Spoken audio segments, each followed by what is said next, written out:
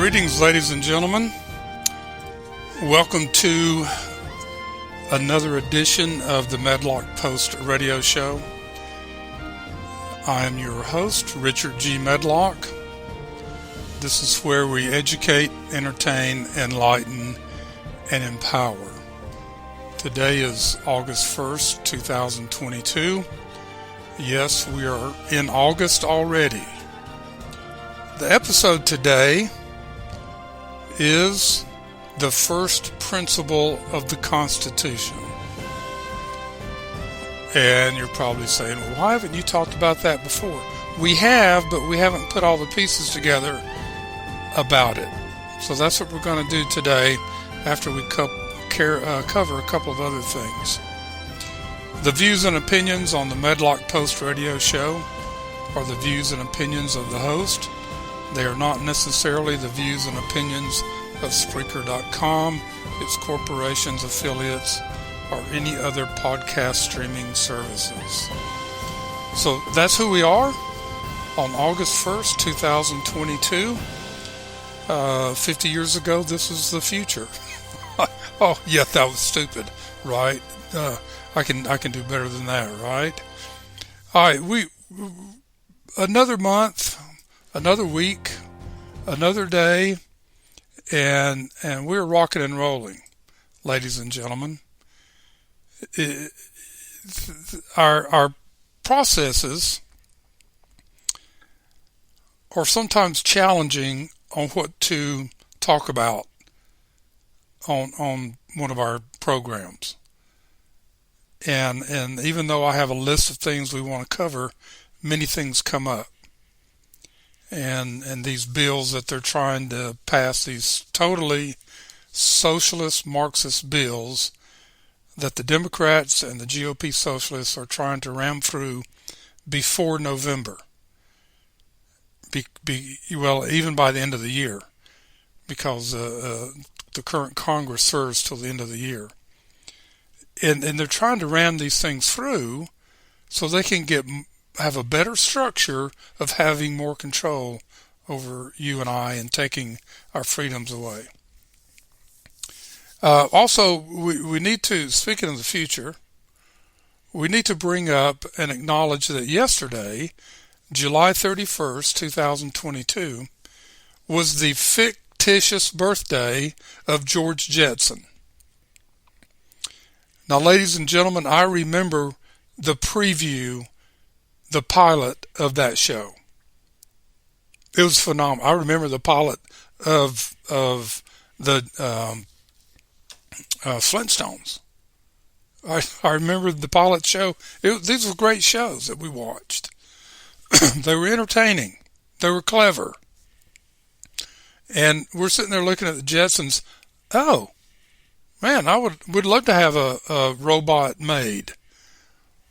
Well, in some ways, you get those little robot vacuum cleaner things, but it's not the same. They can't talk to you. But anyway, yesterday was his fictitious birthday. That was a milestone. And, you know, in the 50s and 60s, when we looked at things into the 21st century, that just seemed so far away. But we're in the 22nd year of the 21st century. It's amazing what's going on. And they're trying to push everybody on electric vehicles instead of flying vehicles, which are nuclear powered in the Jetsons. Anyway, starting out, Samuel Adams. Yes, another one of those founding fathers. Quote, "How strangely will the tools of a tyrant prevent the plain meaning of words," unquote. How true that is today. Now, the Biden administration, the media, the Democratic Socialists, are all redefining words. And they've been doing this for a long, long time. We can go back to political correctness. You don't hear that phrase much anymore. No, now it's wokeness. Wokeness instead of political correctness. and it's to take away free speech.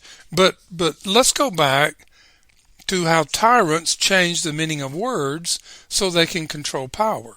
So let's see what the old word is, and let's see what the new definition is. Let's go down a few of these that's taking place just in the last 18 months. Some of them just in the last week or two. Okay, recession. The new definition is recovery. Hispanics. The new definition, according to the Biden administration, the media, and Democratic Socialists, is breakfast tacos. Woman. They still don't have a definition for woman yet. Monkeypox. A virus that definitely infects everyone equally regardless of sexual orientation. Well, why are they saying that? Because 90+% of monkeypox is among the homosexuals. Horse reins. Whip of death. Inflation. Savings of 2 cents. Riots. Peaceful demonstrations. Not handcuffed, meaning handcuffed. Groomer. Valued public school teacher. Weather. Man-made climate change. Inanimate object. Assault weapons. Gender. Its new meaning is pro-choice. You can decide whatever you want to be, whether it's real or not. Illegal aliens. Democrat voters.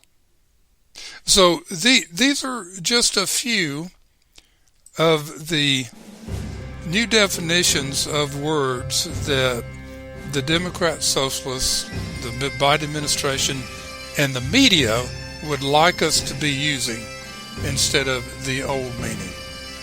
Well, it's time for a break. We will take this pleasant break and have some commercial messages, and we'll be right back.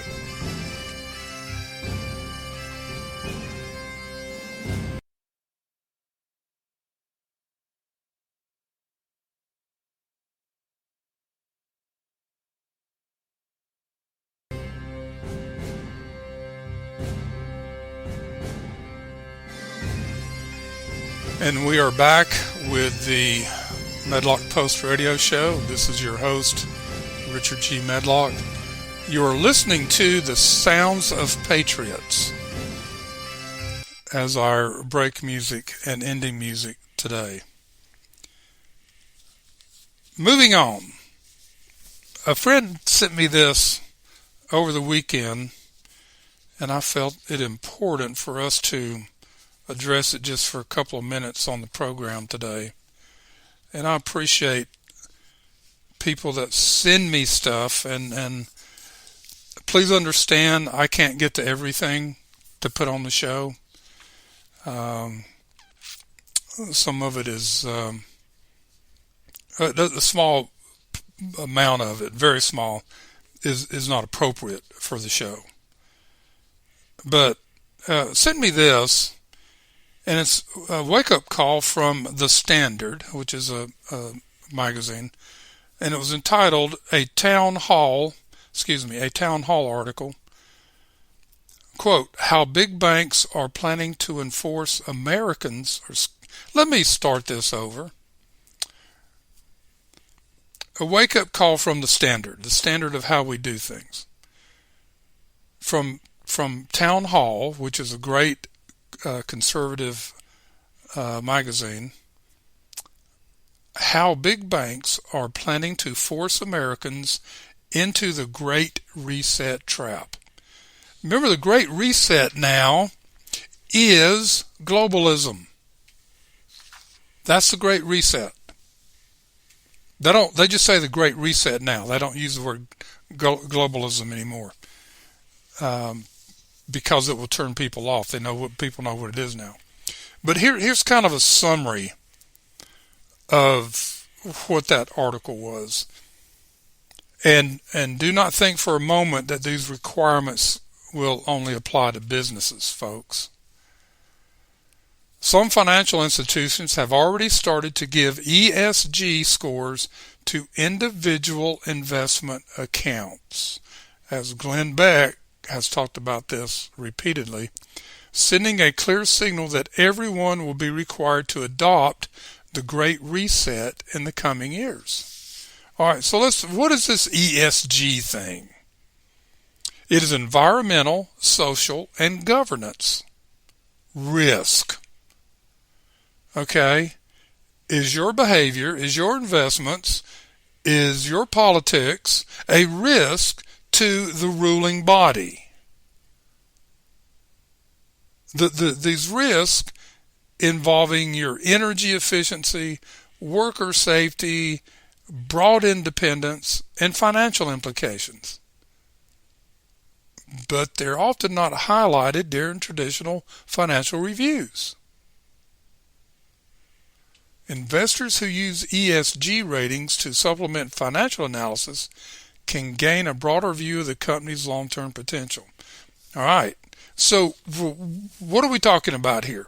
If banks are allowed to collectively decide to stop financing any group of people they want, based not on financial concerns, but ideological considerations, then banks and their Great Reset allies will have, in effect, near total control over society, especially if they begin to tie lending decisions to the vast ESG system. They've already started this, folks. Look what they did to Donald Trump. How many big banks kicked him out? Billions of dollars of business they lost by kicking he and his corporations out of their banks based on ideological positions, based on political decisions being made by the bank.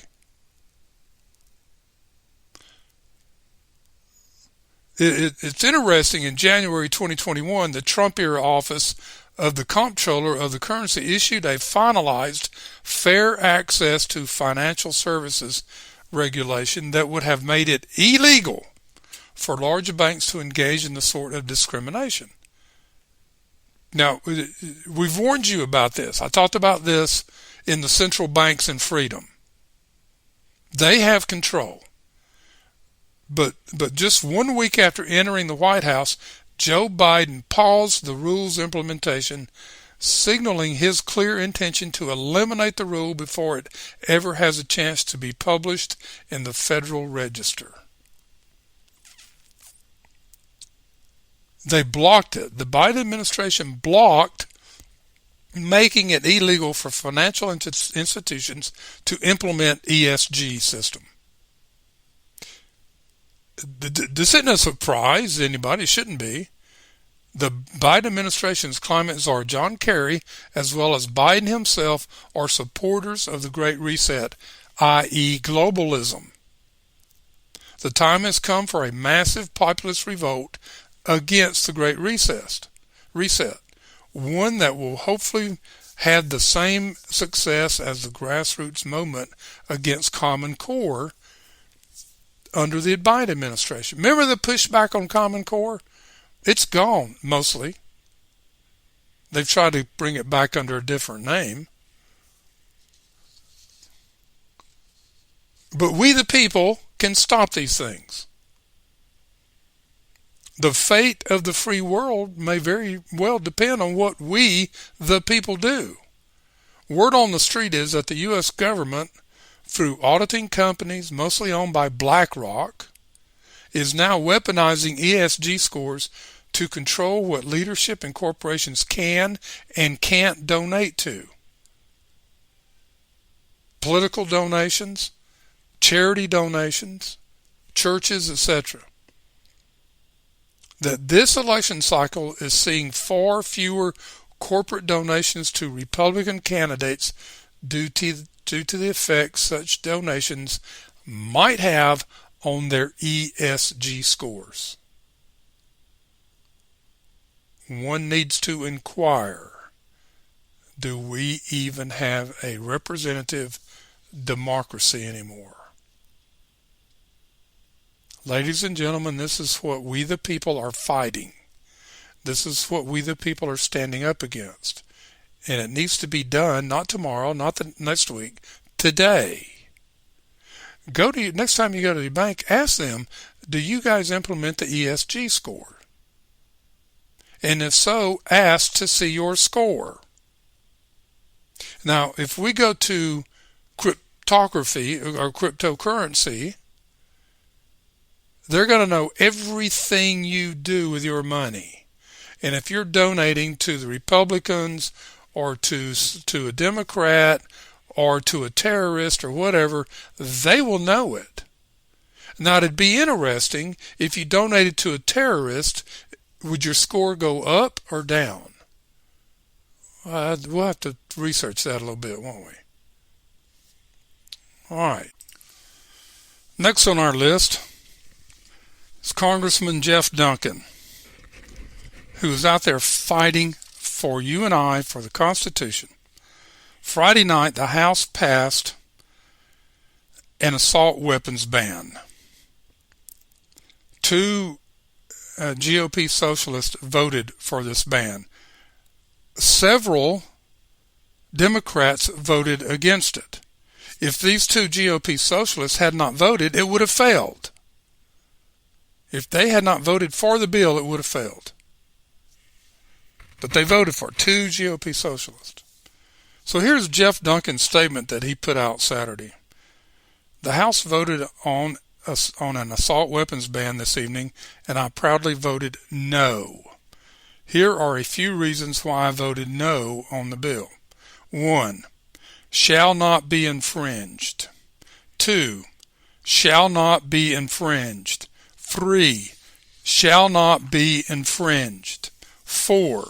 The people attempting to define assault weapon are the same folks who can't define woman.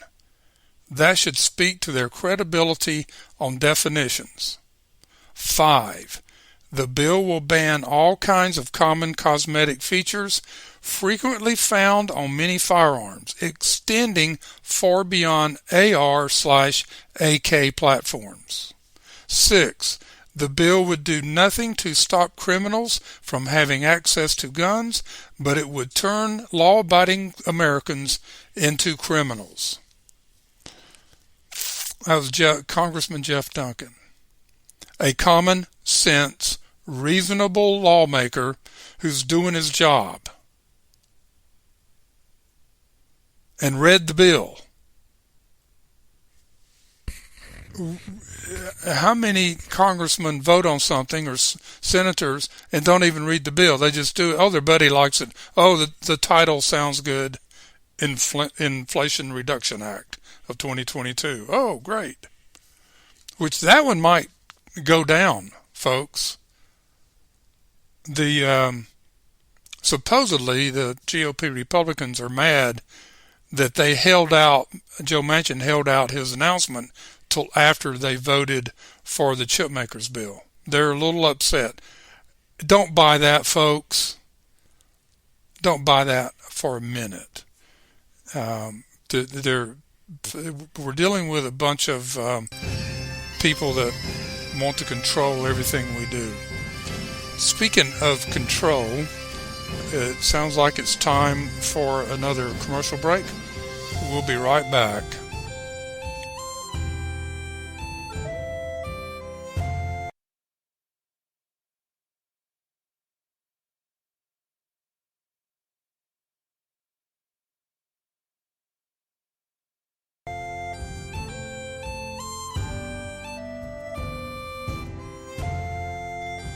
We are back, ladies and gentlemen. This is the Medlock Post radio show, and I'm your host, Richard G. Medlock. Thank you for listening. Thank you for your support. My email address is medlockpost@gmail.com. My blog is medlockpost@blogspot.com.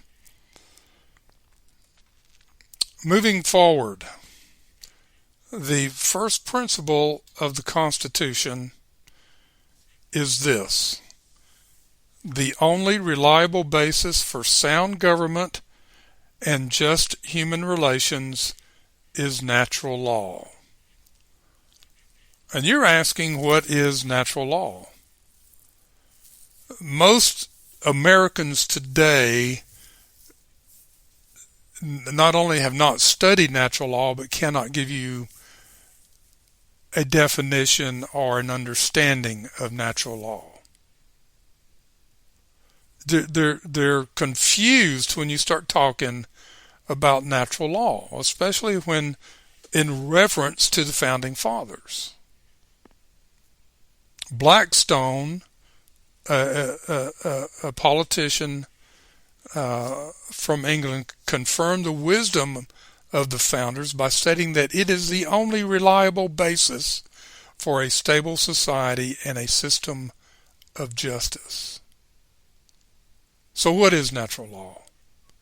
Well, we have to go back to the writings of one of the great and eloquent philosophers who wrote about natural law, and the Founding Fathers turned to them, and their favorite one was Marcus Tullius Cicero. Now, folks, you have heard me many times refer to Cicero. Now, he wasn't the only one, but there were many, but this is the one that they focused on.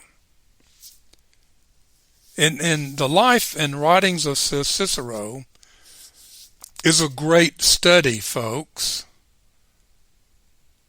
We talked about last week many people that were self-educated. You can still do that today. You don't have to rely on the school system to become educated, to gain wisdom, to gain reason. Now, Cicero tried to cut sharply through the political stigmatism and philosophical errors of both Plato and Aristotle to discover the touchstone, the real basis for good laws, sound government, and the long-range formula for happy human relations. And this is what the Founding Fathers were trying to develop in religion, morality, and education, to develop a strong, sound society that basically governed themselves. Now, Dr. William Epstein of Princeton said this about Cicero, quote, "The only Roman political writer who has exercised enduring influence throughout the ages is Cicero, 106 to 43 BC. Cicero studied law in Rome and philosophy in Athens. He became the leading lawyer of his time and also rose to the highest office of state, Roman consul. Yet his life was not free of sadness. Only 5 years after he held the highest office in Rome, the consulate, he found himself in exile for a year. Cicero nevertheless showed considerable personal courage in opposing the drift toward dictatorship based on popular support. Caesar was assassinated in 44 BC, and a year later in 43 BC, Cicero was murdered by the henchmen of Antony, a member of the triumvirate set up after Caesar's death. Actually, they hung him because he was a good friend of Caesar, and he was a spokesman for freedom. He was a spokesman for natural law. And he convinced Caesar to do the thing. Cicero came up with a free party, or a free group government. And Rome adopted two of them. They only had one. They adopted two. They didn't adopt the judicial system. But that stayed there, stayed in his writings. Now, this is from 5,000 Year Leap by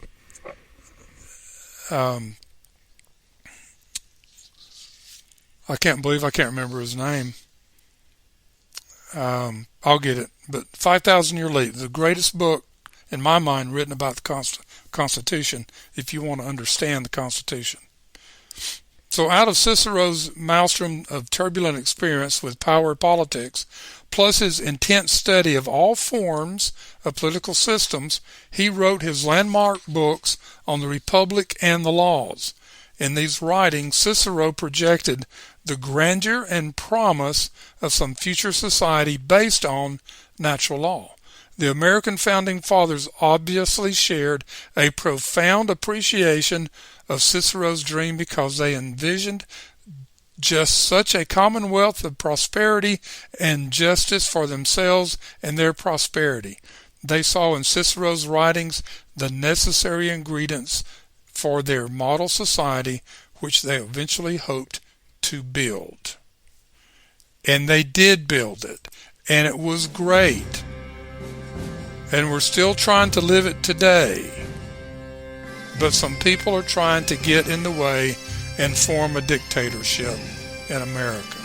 It's time for a break. We'll be right back.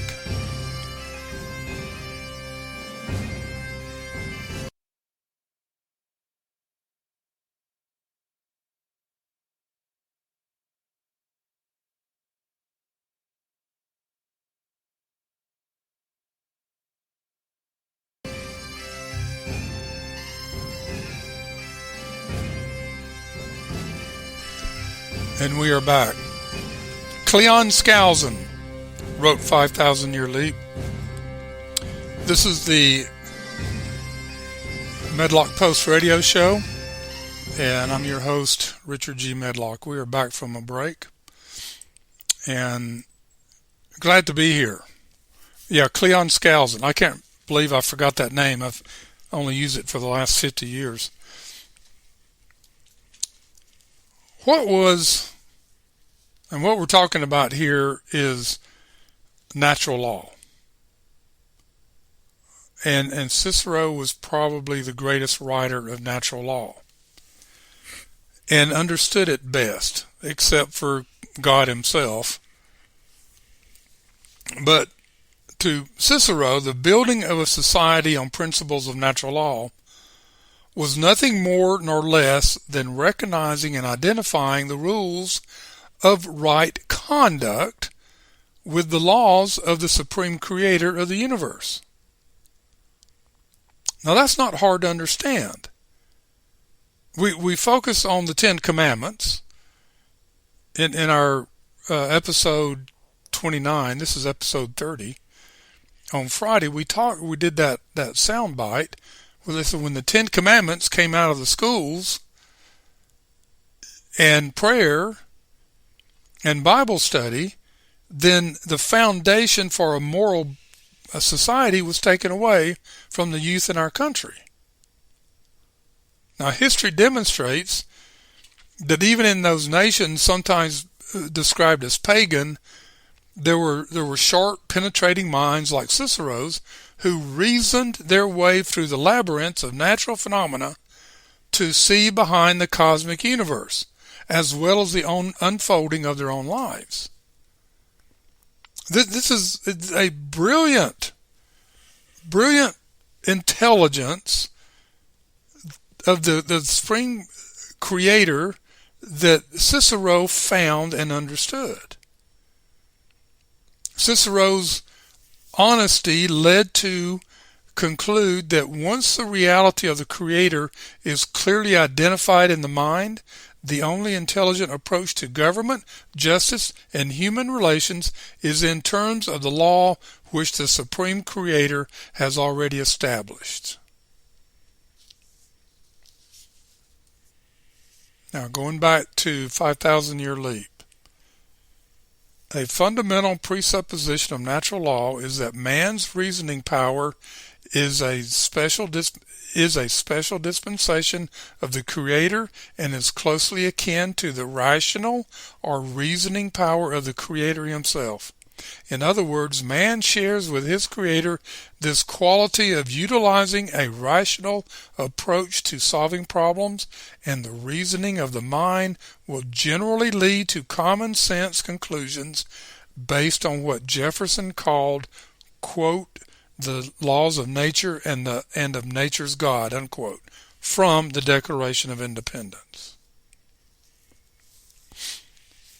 So Cicero was saying, since man was created by God in his image and given the power of reason, that there could be a connection between God and man.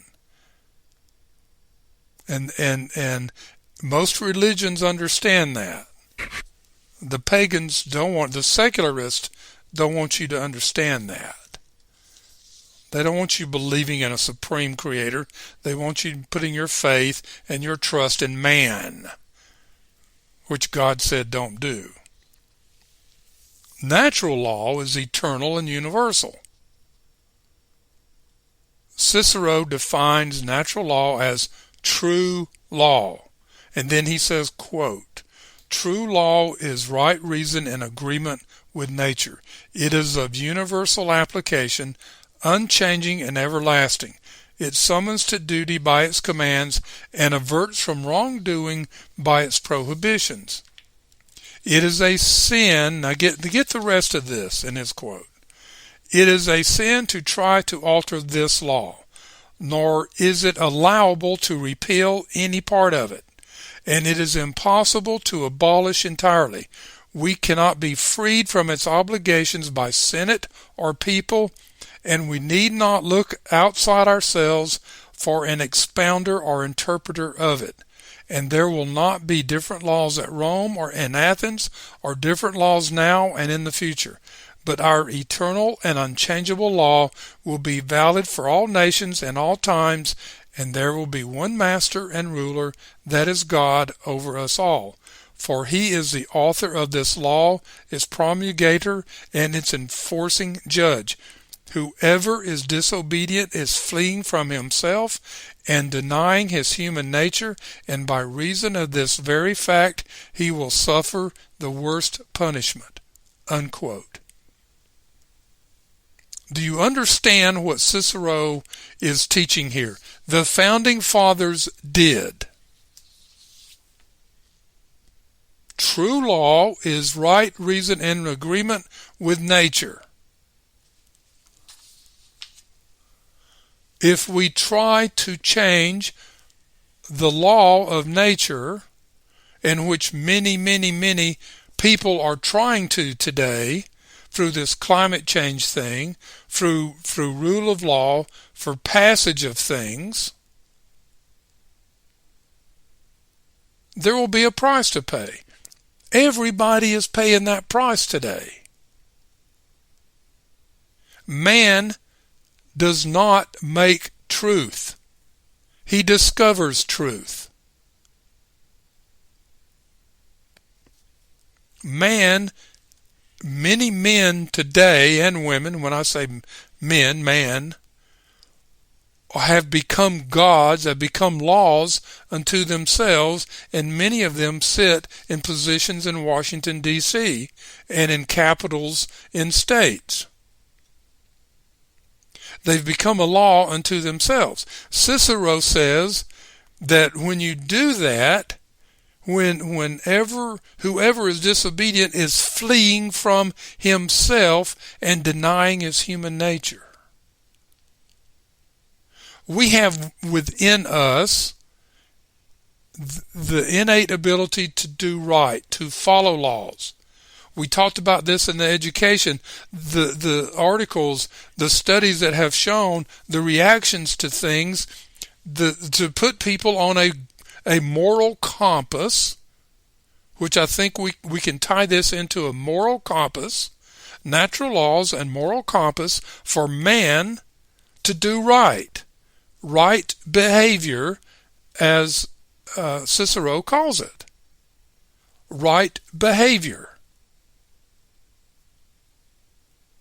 But many are indoctrinated into the falsehoods that only man has the answers.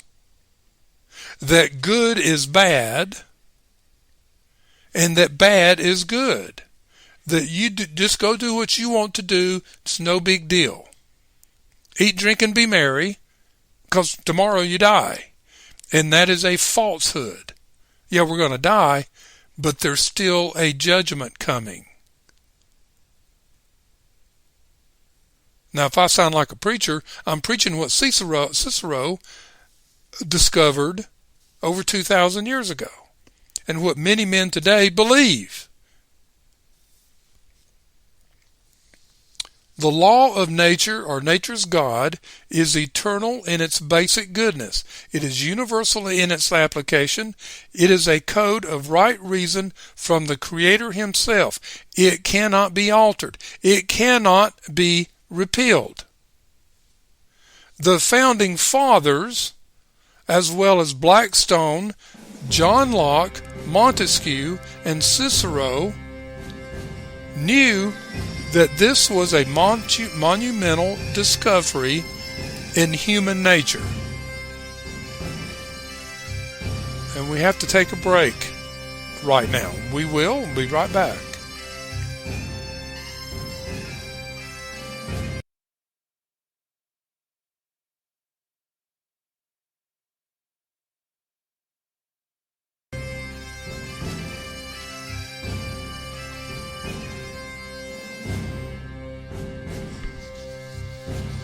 All right, we've come back from our break. Welcome back. This is the Medlock Post radio show, and this is Richard G. Medlock, your congenial host.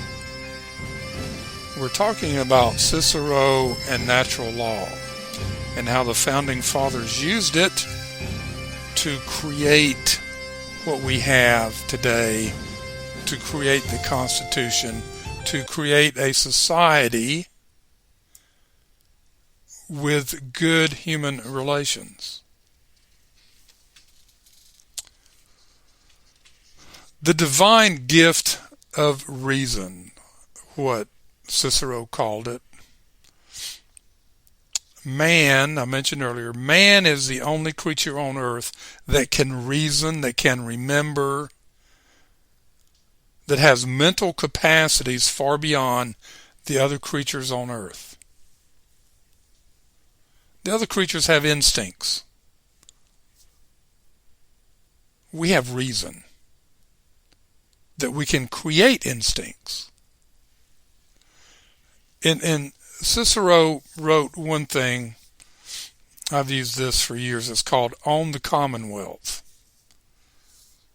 And he says, quote, "The animal which we call man, endowed with foresight and quick intelligence, complex, keen, possessing memory, full of reason and prudence, has been given a certain distinguished status by the supreme God who created him.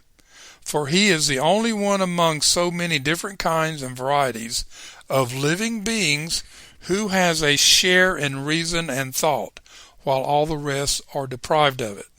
But what is more divine, I will not say in man only, but in all heaven and earth, than reason, and reason, when it is full grown and perfected, is rightly called wisdom. Therefore, since there is nothing better than reason, and since it exists both in man and God, the first common possession of man and God is reason. But those who have reason in common must also have right reason in common. And since right reason is law, we must believe that men have law also in common with the gods. Further, those who share law must also share justice. And those who share these are to be regarded as members of the same commonwealth. If indeed they obey the same authorities and powers, this is true in a far greater degree. But as a matter of fact, they do obey this celestial system, the divine mind, and the God of transcendent power.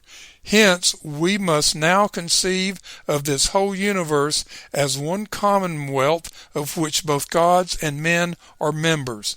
Unquote. These are the facts, folks. we share with the Supreme Creator a reason, a connection. He will inspire us when we seek inspiration. Those little thoughts that we get, those little impacts that we get, we're trying to discover truth. We're trying to further things. When we look at inventions, did man come up with that? Or did God give that to a man or a group of men so they can move it forward and improve our lives here on earth? This is what Cicero is talking about. Reason and law help us move forward, help us have a strong society, and have justice mixed in there. Now, don't get me wrong, I'm not talking about globalism. I'm not talking about a society where everybody shares everything. No. I'm talking about individual freedom, individualism, making your own decisions, and accepting the consequences of whatever decision you make, whether it's good or bad.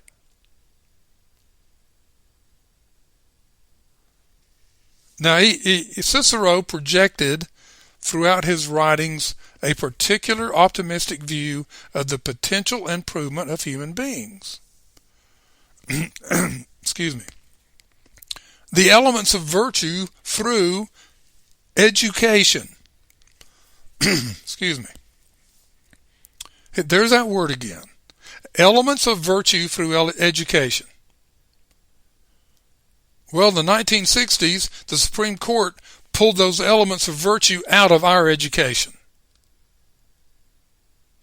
But Cicero wrote about this, quote, "Out of all the material of the philosopher's discussion, surely there comes nothing more valuable than the full realization that we are born for justice, and the right is based not upon men's opinions, but upon nature. This fact will immediately be plain if you once get a clear conception of man's fellowship and union with his fellow men. However we may define man, a single definition will apply to all. This is a sufficient proof that there is no difference in kind between man and man. In fact, there is no human being of any race who, if he finds a guide, cannot attain virtue," unquote. So if we're seeking truth, if we're seeking right, if we're seeking to improve our relationship with fellow men, that truth will come to us. That kindness, that love for one another, that drive, that desire to do what is right, not only for ourselves, but for everyone. And he says, there is no human being of any race who, if he finds a guide, cannot attain to virtue. We have to look beyond race, and a lot of people have done that. But they don't want us to forget that the evil, those that have become a law unto themselves, can only have control when there's chaos out here among the people, and division, and hatred. That's how they thrive. We have to get away from those things.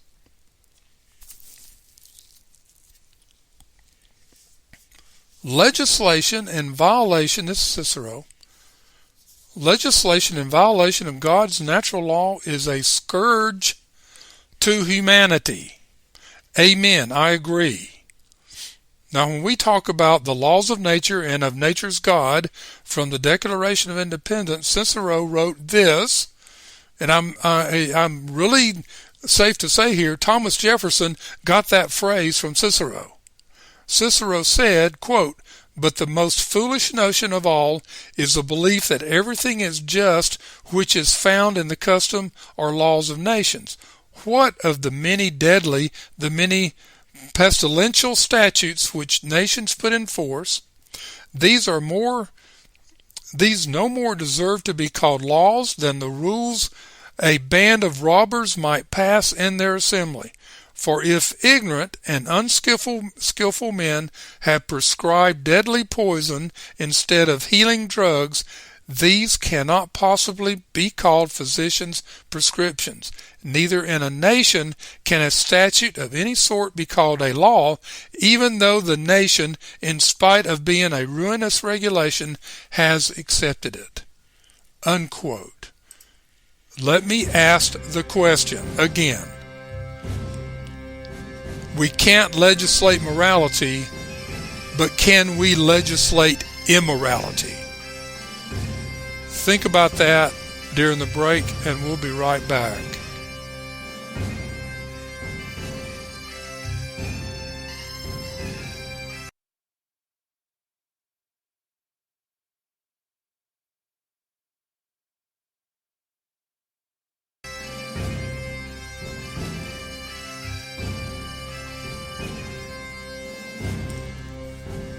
All right, we are back. This is the Medlock Post radio show, and I'm your host, Richard G. Medlock. I love that music. Sounds of Patriots. And that's what we are. It's one thing to be a patriot, but it's the one thing to go out there and fight against the wrong that is being done to America. You know, we can have that good emotional feeling of being a patriot, but we need to take that further and be active in patriotism. All laws should be measured against God's law. Cicero has a quote about that. Can you believe that?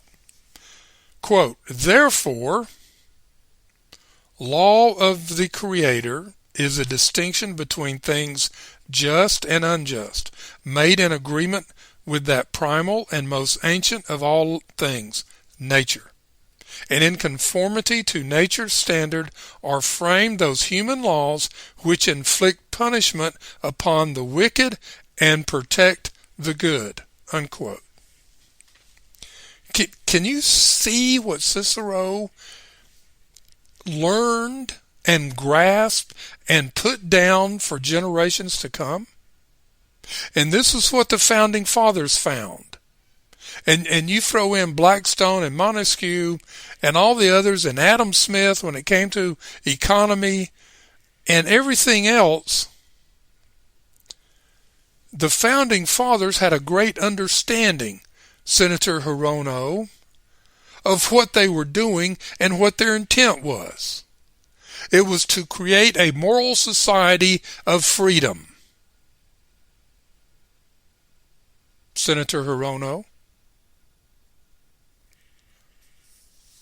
Again, it goes back to my question. Well, let me get back. Let me go one more quote by Cicero. I love this man. He just delved into it, Plato and Aristotle and everybody else, and brought out the truth. Here's his argument about evil law. He says, quote, "But if the principles of justice were founded on the decrees of peoples, the edicts of principles or princes, or the decisions of judges, then justice would sanction robbery and adultery and forgery of wills in case these acts were approved by the votes or decrees of the populace. But if so great a power belongs to the decisions and decrees of fools that the laws of nature can be changed by their votes, then why do they not ordain that what is bad and baneful shall be considered good and salutary?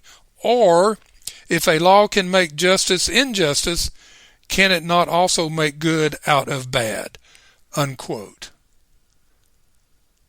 Folks, that's what we've been talking about. We can't legislate morality because we have free will. God, the supreme creator, the God of the nature of law, gave all man free will to obey the law or not obey it. But can we legislate immorality? And the answer to that is yes. Cicero gave us the basis to that answer. Can it not also make good out of bad? Abortion. What are they doing now? Schumer has introduced his bill to decriminalize cannabis or marijuana. They've done it in California and other states. Some places have said, we're not going to enforce the law with that anymore. It's no big deal. Why are we putting people in prison for selling marijuana? It's no big deal. It's like a cigarette. No, it's not. Here's the case in point. The other day, the governor of Colorado came out and says, we have such a great state here, we have never had a shark attack. My first thought was, or what are you on to come out and say your state's never had a shark attack? You're sitting up there in the Rocky Mountains. What a stupid comment by a governor. And it wasn't, I'm not taking it out of context, and it wasn't told as a joke. He was trying to talk about how great he has made his state, and he has protected it against sharks. But he hasn't protected it from drug dealers and making money off of illegal substances. Do you know that the automobile accident rate in California or in Colorado since they legalized marijuana has skyrocketed? I bet you didn't know that, did you? But you do now. So when you start thinking about laws that are making it okay to do bad things, it's mind-blowing. Cicero's conclusion. It was clear to Cicero that he came toward the close of his life that men must eliminate the depravity that had lodged itself in society. He felt that they must return to the high road of natural law. They must pledge obedience to the mandates of a loving and concerned Creator. Simply, let's just say here simply, the Ten Commandments. Let's just use that. What promise of unprecedented grandeur awaited that future society which would undertake it? Cicero wrote this, quote, as one and the same nature holds together and supports the universe, all of whose parts are in harmony with one another, so men are united in nature, but by reason of their depravity they quarrel, not realizing that they are of one blood and subject to one and the same protecting power. If this fact were understood, surely man would live the life of the gods. Unquote. Wisdom here, folks. Remember, right reason leads to wisdom. Right reason leads to truth. Right reason leads to doing good. Right reason leads to great human relations. So many things that we can put out there to make the globalist, the democratic socialists look so bad. And maybe you can grasp this. Let's look at some examples of natural law that are in the Constitution. Let's take a look at a few of those. The concept of unalienable rights. The concept of unalienable duties. With rights comes duties. You understand that? Responsibilities. The concept of habeas corpus. The concept of limited government. The concept of separation of powers. The concept of checks and balances to correct abuses by peaceful means. The concept, right of self-preservation. The right to contract, to do business. Laws protecting the family and the institution of marriage is in natural law. The concept of justice by reparation or paying for damages. The right to bear arms, self-defense. The principle of no taxation without representation. These are just a few examples. I can do a whole show. As a matter of fact, I'll probably do it. And matter of fact, it's in the 8th principle of the Constitution. These unalienable rights and duties that come with it. We'll do a show on that. There are a few examples.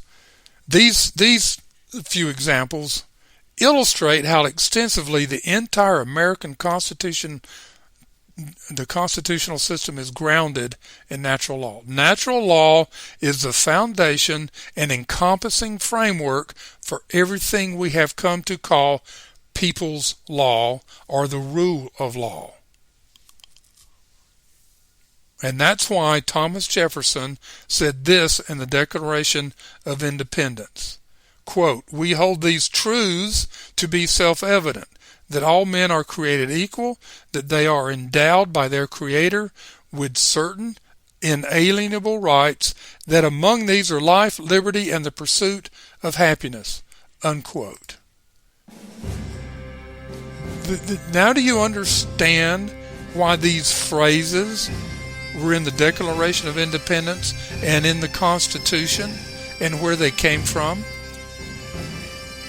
The Founding Fathers didn't make them up. They used their reason, their education, their self-education to put this together for you and I. Let me quote Pastor Tony Scott as we go out today. Quote, "Government cannot mandate a new normal. We the people have the supreme power to rule our nation. Normal shall always be determined by our choices and decisions. America is still the land of the free because of the brave. The supreme power of our nation resides in the citizens who vote. This is normal." Unquote. And let me add to that is when we the people make our decisions and our choices based on natural law. This is how we stay strong. And folks, that is it for today. That is all for the Medlock Post for today. May God bless America.